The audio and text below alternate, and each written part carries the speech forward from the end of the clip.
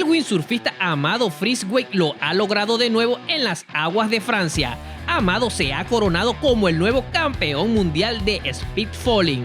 Tras 10 días de intensa competencia en el Speed Open, Friswake dejó a todos sin palabras a alcanzar una velocidad máxima de 36.76 nudos. Eso es más de 68 km por hora volando sobre el agua.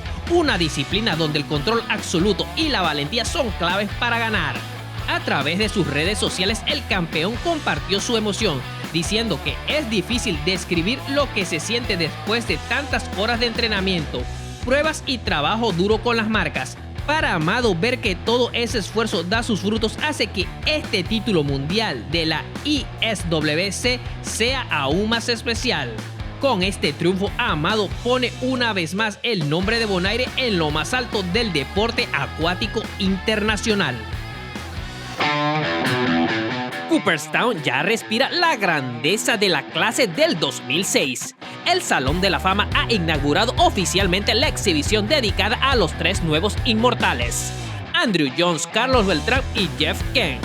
Los fanáticos podrán ver de cerca las piezas históricas como el guante de oro de Carlos Beltrán del 2008, el bate con el que Andrew Jones conectó su jonrón número 50 en una sola temporada y el trofeo de MVP que Jeff Kent conquistó en el año 2000.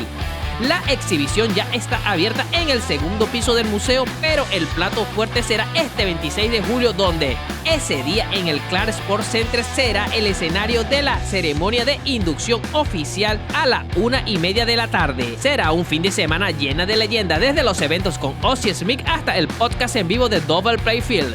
La historia se escribe este verano en Cooperstown.